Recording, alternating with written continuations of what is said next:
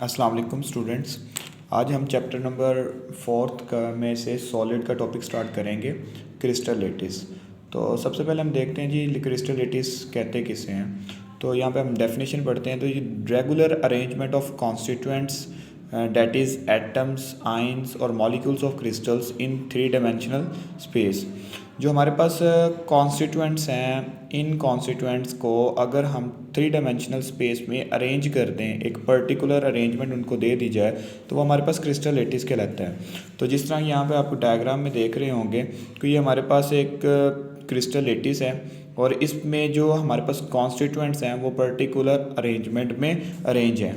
ठीक है, तो इसे हम कहेंगे crystal lettuce, the regular arrangement of constituents in 3 dimensional space. अब क्रिस्टल लेटिस के बाद हम यूनिट सेल के बारे में पढ़ते हैं कि यूनिट सेल किसे कहते हैं। यूनिट सेल जो है वो हमारे पास क्रिस्टल लेटिस का जो सबसे छोटा पार्ट होगा उसको हम कहते हैं जी यूनिट सेल। हम ऐसे कह लेते हैं कि हमारे पास एक दीवार है और वो दीवार जो वो हमारे पास ईंटों से मिलकर बनती है, और वो जो उसका स्मॉलेस्ट पार्ट है उस दीवार का वो हमारे पास एक ब्रिक है, एक ईंट है, और डेट इज़ दी यूनिट। जैसे हमारे पास लिविंग ऑर्गेनिज्म का यूनिट है वो लिविंग सेल है। ठीक है, इसी तरह जो क्रिस्टल लेटिस का जो हमारे पास स्मॉलेस्ट पार्ट है उसको हम यूनिट सेल का नाम देते हैं। और जो यूनिट सेल है इसमें वो तमाम करैक्टरिस्टिक्स मौजूद होंगी जो एक क्रिस्टल लेटिस में होंगी, उसकी तमाम करैक्टरिस्टिक्स को वो रिप्रेजेंट करेगा एक यूनिट सेल जो होगा। अब क्रिस्टल लेटिस जो है वो यूनिट सेल्स की रिपीटिशन से बनता है कि यूनिट सेल जो है उसकी 3 डायमेंशनल स्पेस में रिपीटिशन होती जाएगी, तो उससे हमारे पास वो एक मुकम्मल क्रिस्टल लेटिस बन जाता है। तो यहाँ पर जी एक यूनिट सेल मैंने आपको दिखाया हुआ क्यूब सेल। अगर इसी तरह का क्यूब एक इस साइड पर क्यूब हो, इसी तरह एक क्यूब ऊपर हो, इस साइड पे हो, बैक और फ्रंट पर क्यूब, इसकी रिपीटिशन होती जाएगी, तो ये हमारे पास एक मुकम्मल क्रिस्टल क्यूबिक सिस्टम में बदल जाएगा, क्यूबिक लेटिस बन जाएगा, जो क्रिस्टल लेटिस में आगे हम पढ़ेंगे भी। तो अच्छा, यहाँ पर आप देख लें जी कि एक मेरे पास ये क्यूबिक यूनिट सेल मैंने दिखाया हुआ, और इसमें हमारे पास लॉन्ग 3 एक्सिस, एक्स एक्सिस जो है ये हमारे पास जो एज लेंथ है, इसको एज लेंथ को हम ए लेंथ कहते हैं, और अलोंग वाई एक्सिस जो हमारे पास एज लेंथ है वो हमारे पास बी एज लेंथ है। सिमिलरली हमारे पास जो जी एक्सिस जो थर्ड डायमेंशन में थर्ड एज लेंथ जो हमारे पास आती है वो है जी हमारे पास सी। अब इसी तरह इनमें जो इंटरफेशियल एंगल्स है, दो फेसेस के दरमियान में जो एंगल वो इंटरफेशियल एंगल कहलाता है। और हम यहाँ पर ए और बी में जो एंगल है वो हमारे पास है गैमा, उसको हम गैमा से रिप्रेजेंट करेंगे। और ए और सी के में जो एंगल है, यानी कि एक्स एक्सिस और जी एक्सिस के बिटवीन जो इंटरफेशियल एंगल है वो हमारे पास है बीटा। सिमिलरली हमारे पास जी और वाई एक्सिस के इंटरफेशियल जो एंगल है वो हमारे पास एल्फा है।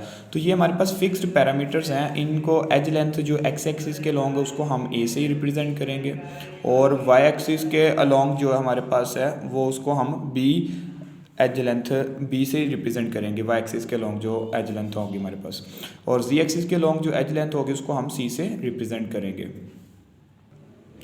अच्छा, अब हम क्रिस्टलोग्राफी के बारे में पढ़ते हैं जी। What is crystallography? The study of crystal lattice. Crystal lattice को स्टडी करना ये हमारे पास क्रिस्टलोग्राफी कहलाते हैं।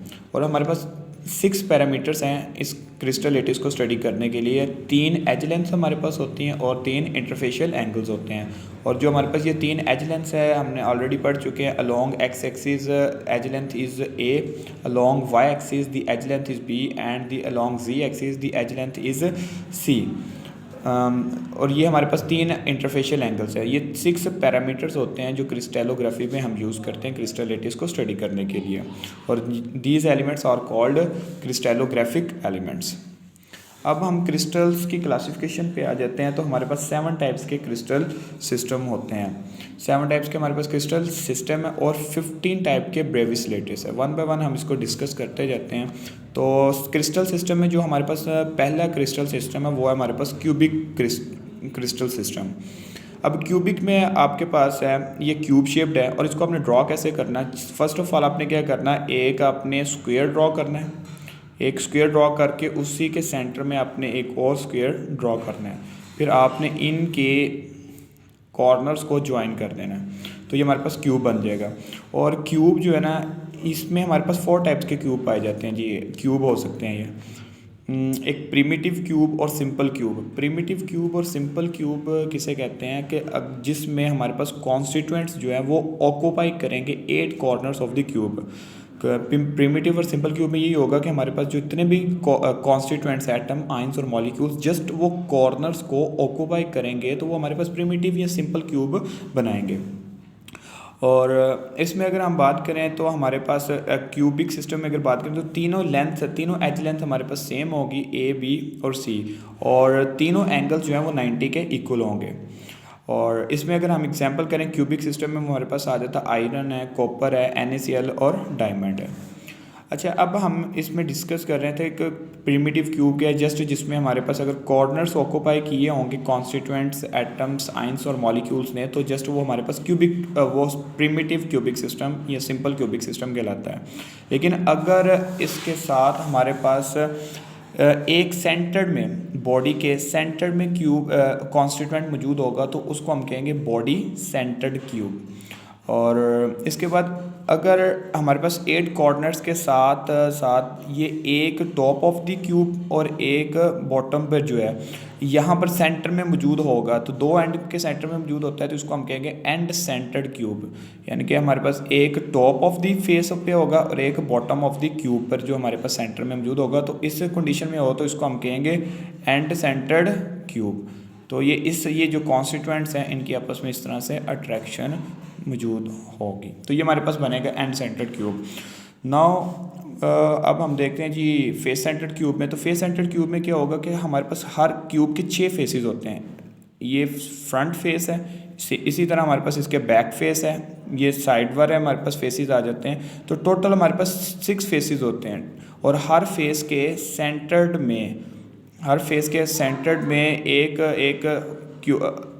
कॉन्स्टिट्यूएंट्स मौजूद होगा और 6 फेसेस हैं, और इसी तरह हमारे पास ये 6 जो है कॉन्स्टिट्यूएंट्स मौजूद होंगे 6 फेसेस के सेंटर में। हर फेस के सेंटर में एक कॉन्स्टिट्यूएंट्स मौजूद होगा। अब हमने ये 4 टाइप्स के आगे इसकी फर्दर डिवीजन की है। एक क्यूब जो है वो हमारे पास 4 तरह से पाया जा सकता है जी। एक सिंपल टाइप में हो सकता है जिसमें कॉन्स्टिट्यूएंट्स जस्ट कॉर्नर्स को ऑक्यूपाई करेंगे। नंबर 2 पर जी क्यूब के सेंटर्ड में एक कॉन्स्टिट्यूएंट मौजूद होगा तो वो बॉडी सेंटर्ड होगा। और नंबर 3 पर हमने कहा कि हर एक 2 एंड पर एक टॉप ऑफ दी फेस पे एक सेंटर पे मौजूद होगा और एक बॉटम पे मौजूद होगा एक कॉन्स्टिट्यूएंट्स। तो इस तरह का जो हमारे पास क्यूब होगा उसको हम एंड सेंटर्ड कहेंगे। और नंबर 4 पे हमने कहा कि हर फेस के सेंटर में एक क्यूब मौजूद होगा जिसको हम कहेंगे फेस सेंटर्ड क्यूब। अब ये जो सिस्टम है ये हमारे पास कहलाते हैं ब्रेविस लेटिसिस। इस तरह से जो लेटिसिस बनेंगे इसको हम कहेंगे ब्रेविस लेटिसिस का नाम देते हैं। और टोटल ब्रेविस लेटिस हमने स्टार्टिंग में देख लिया, हमारे पास जो है वो 15 टाइप्स के हमारे पास ब्रेविस लेटिसिस मौजूद हैं, जिसमें से क्यूब जो है वो हमारे पास 4 टाइप्स के ब्रेविस लेटिस मौजूद होते हैं। नंबर 2 पे हमारे पास आ जाता है जी टेट्रागोनल सिस्टम। तो टेट्रागोनल सिस्टम को सबसे पहले अपने ड्रॉ कैसे करना हम देख लेंगे। तो एक हमारे पास जी अपने रेक्टेंगल ड्रॉ करनी है, उस रेक्टेंगल के सेंटर में अपने एक मज़ीद रेक्टेंगल ड्रॉ करनी है। इस तरह से एक रेक्टेंगल ड्रॉ करेंगे और इनके कॉर्नर्स को हम क्या कर देंगे आपस में ज्वाइन कर देंगे। जब इनके कॉर्नर से ज्वाइन करेंगे तो ये हमारे पास टेट्रागोनल बन जाएगा। इसमें 2 एज लेंथ इक्वल होंगी लेकिन थर्ड एज लेंथ जो होगी वो हमारे पास इक्वल नहीं होगी, और लेकिन जो एंगल्स होंगे वो तीनों हमारे पास 90 के बराबर होंगे। और इसमें जो ब्रेविस लेटिसिस की अगर बात करें तो ब्रेविस लेटिसिस जस्ट हमारे पास 2 किस्म के ब्रेविस लेटिसिस में पाए जाते हैं। या सिंपल में हमने कहा कि जी 8 कॉर्नर्स, इसके जो कॉर्नर्स होंगे और वहीं पर कॉन्स्टिट्यूएंट्स मिलेंगे। और बॉडी सेंटर में ये होगा कि एक टेट्रागोनल की centre of the tetragonal constituents जो होगा वो मौजूद होगा, तो हमारे पास बॉडी सेंटर्ड टेट्रागोनल। तो ये 2 तरह के इसमें ब्रेविस लेटिस पाए जाते हैं, एक सिंपल और एक बॉडी सेंटर्ड। और इसके एग्जांपल देखें तो हमारे पास टेट्रागोनल सिस्टम में आ जाती है जी टिन का डाइऑक्साइड, मैग्नीज डाइऑक्साइड। और सिंपल टेट्रागोनल में हमारे पास जो होंगे ये कॉर्नर्स पर जस्ट कॉन्स्टिट्यूएंट्स मौजूद होंगे। तो सिंपल टेट्रागोनल सिस्टम ये हमारे पास बन जाएगा। और जब दूसरा इसका ब्रेविस लेटिस जो है वो उसमें ये होता है कि ये हमारे पास सिंपल टेट्रागोनल बन गया, और दूसरे में हम ये कहते हैं कि सेंटर्ड ऑफ दी बॉडी हमारे पास एक कॉन्स्टिट्यूएंट मौजूद होगा तो वो बॉडी सेंटर्ड कहलाता है। नंबर 3 पर हमारे पास आ जाता है जी रोम्बिक सिस्टम। तो ऑर्थोरोम्बिक सिस्टम, और इसमें ना ही कोई भी एज लेंथ बराबर नहीं होती, तीनों की तीनों एज लेंथ हमारे पास अनइक्वल होती हैं, और एंगल जो है वो हमारे पास तीनों एंगल 90 के बराबर होंगे हमारे पास। और एग्जांपल इसमें हम देख लें तो आयोडीन की एग्जांपल आ जाती हैं। और ऑर्थोरोम्बिक में हमारे पास 4 ब्रेविस लेटिस पाए जाते हैं। बॉडी सेंटर्ड, सिंपल में अगर हम बात करें तो सिंपल में वही जी, इनके जो कॉर्नर्स होंगे कॉन्स्टिट्यूएंट सिर्फ वहीं पे ही हमें मिलेंगे। अगर कॉन्स्टिट्यूएंट जस्ट कॉर्नर्स पर मिलेंगे तो ये हमारे पास सिंपल ऑर्थोरोम्बिक सिस्टम बनेगा। लेकिन दूसरे नंबर पे हमारे पास आ जाता है बॉडी सेंटर। बॉडी सेंटर में क्या होगा कि इस ऑर्थोरोम्बिक के सेंटर्ड में एक कॉन्स्टिट्यूएंट मौजूद होगा तो वो बॉडी सेंटर्ड हो जाएगा। फेस सेंटर में ये होगा कि इसके हर फेसिस के सेंटर में एक मौजूद हो, और एंड सेंटर में हमने बात की थी एक हमारे पास ऊपर और एक उसके एंड पे मौजूद हो, तो ये हमारे पास एंड सेंटर्ड बन जाएगा। ये इस तरह से हमारे पास ये एंड सेंटर, इधर भी एंड सेंटर बन जाएगा। ये तो ये हमारे पास एंड सेंटर्ड ऑर्थोरोम्बिक बनेगा।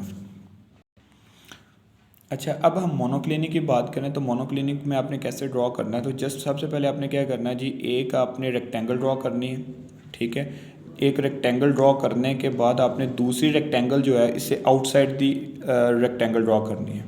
टेट्रागोनल में हमने क्या किया, तो उसी के सेंटर में हमने एक और रेक्टेंगल ड्रॉ कर ली थी। लेकिन जब आपने मोनोक्लिनिक बनाना है तो इसमें हम क्या करेंगे, रेक्टेंगल, एक हमारे पास रेक्टेंगल और रेक्टेंगल के आउटसाइड आपने रेक्टेंगल ड्रॉ करनी है। फिर इनके कॉर्नर्स को आपने क्या कर देना है, ज्वाइन कर देना है। तो जब ये कॉर्नर्स ज्वाइन करेंगे तो हमारे पास ये मोनोक्लिनिक बन जाएगी। और इसमें हमारे पास दो तरह के ब्रेविस लेटिस पाए जाते हैं, एक हमारे पास बॉडी सेंटर्ड और दूसरा हमारे पास सिंपल है। तो जिस तरह हम ऑलरेडी डिस्कस कर चुके हैं कि सिंपल में जस्ट कॉर्नर्स ही ऑक्यूपाई करेंगे कॉन्स्टिट्यूएंट्स, और बॉडी सेंटर में क्या होगा कि एक इसके सेंटर्ड जो है मोनोक्लिनिक के सेंटर में एक हमें क्यूब मिलेगा, सेंटर्ड में हमें एक कॉन्स्टिट्यूएंट मिलेगा जिसे हम कहेंगे बॉडी सेंटर्ड मोनोक्लिनिक है। और अब हम मोनोक्लिनिक के की एज लेंस की बात करें तो तीनों एज लेंस हमारे पास अनइक्वल होती हैं, और इसमें जो है दो एंगल जो है वो 90 के बराबर होंगे। अल्फ़ा और गैमा जो ये 90 के बराबर होगा, और जो बीटा एंगल होगा वो 90 के इक्वल नहीं आएगा। और इसमें अगर हम एग्जांपल ले लें तो एग्जांपल हमारे पास शुगर की है। फिर इसी तरह जी हेक्सागोनल, तो हेक्सागोनल में आपने क्या करना है, सबसे पहले अपने हेक्सागोनल रिंग ड्रॉ करनी है, ठीक है। ये आपके पास हेक्सागोनल रिंग ड्रॉ करेंगे। रिंग ड्रॉ करके आपने इनकी एक्सटेंशन करनी हर कॉर्नर से, ये जो 4 कॉर्नर आपके इनकी एक्सटेंशन करेंगे और इनको आप आपस में क्या कर देंगे, ज्वाइन कर देंगे, तो ये हमारे पास हेक्सागोनल बन जाएगा। अच्छा, इसके बाद इसके हम बात करें तो दो एज लेंथ हमारे पास इक्वल होती हैं, एक ए और बी, ये आपस में बराबर होंगी, लेकिन जो थर्ड एज लेंथ होगी वो हमारे पास इक्वल नहीं होगी। और एंगल्स जो हैं वो हमारे पास अल्फ़ा और बीटा 90 के बराबर होंगे, लेकिन जो गैमा होगा वो हमारे पास 120 डिग्री के बराबर आएगा। और इसमें एग्जांपल हम ग्रेफाइट की ले सकते हैं, आइस की एग्जांपल कर सकते हैं। और नंबर 6 पे हमारे पास ये रोम्बोहेड्रल आ जाता है। और इसके अगर हम ब्रेविस लेटिस की बात करें तो ये सिंपल ब्रेविस लेटिस होता है। ब्रेविस लेटिस सिंपल में क्या होगा कि इसके हर कोने के ऊपर एक एक कॉन्स्टिट्यूएंट एटम, आइंस या मॉलिक्यूल मौजूद होगा। रोम्बोहेड्रल की बात करें तो रोम्बोहेड्रल में आपने ड्रॉ कैसे करना है, तो इसको ड्रॉ करने के लिए आपने अनसिमेट्रिक यानी कि थोड़ा सा टिल्टेड शेप में अपने एक स्क्वायर ड्रॉ करना है, टिल्टेड शेप में। ये इस तरह ड्रॉ करके फिर उसी के सेंटर में ही आपने एक और क्या करना है जी, उसी के सेंटर में आपने क्या करना है, एक और टिल्ट जो है वो स्क्वायर ड्रॉ करना है। एक और स्क्वायर ड्रॉ कर देंगे तो आपस में इनके कॉर्नर्स पर हम क्या कर देते हैं, ज्वाइन कर देंगे। तो ये टिल्टेड जो क्यूब बनता है ना टिल्ट शेप्ड में, तो अनसिमेट्रिक क्यूब जो बनेंगे इसको हम रोम्बोहेड्रल कहते हैं। और ये हमारे पास रोम्बोहेड्रल भी, इसके दो ब्रेविस लेटिस, इसमें एक ब्रेविस लेटिस हमारे पास पाया जाता है जी सिंपल में हमारे पास जस्ट रोम्बोहेड्रल के कॉर्नर्स पर कॉन्स्टिट्यूएंट्स मौजूद होंगे। इनके तीनों एज लेंथ जो है वो हमारे पास इक्वल होंगी, और तीनों एंगल या ग्रेटर देन 90 होंगे या लेस देन 120, या हम सिंपल कह लें कि 90 से 120 की रेंज में इसके एंगल्स हमें मिलेंगे। और इसमें एग्जांपल हमारे पास बिस्मथ आ जाता है और एलुमिना आ जाता है, या एलुमिनियम ऑक्साइड आ जाता है इसमें। और लास्ट वन हमारे पास ये ट्राइक्लिनिक है। ट्राइक्लिनिक में आपने टिल्टेड शेप में एक रेक्टेंगल ड्रॉ करनी है, फिर उसी के सेंटर में आपने एक और रेक्टेंगल ड्रॉ करनी है और फिर आपस में इनके कॉर्नर्स को ज्वाइन कर देना है। इसमें तीनों की एज लेंथ बराबर नहीं होगी और तीनों एंगल 90 के इक्वल नहीं होंगे, तो वो हमारे पास ट्राइक्लिनिक होती हैं। तो ये हमारे पास सिर्फ एक ही ब्रेविस लेटिस पाया जाता है, सिंपल में हमारे पास जस्ट कॉन्स्टिट्यूएंट इनके कॉर्नर्स के ऊपर मौजूद होंगे। तो इसमें एग्जांपल है, तो ये हमारे पास बोरिक एसिड है H3BO3 है, उसके बाद पोटाशियम डाइक्रोमेट है K2Cr2O7।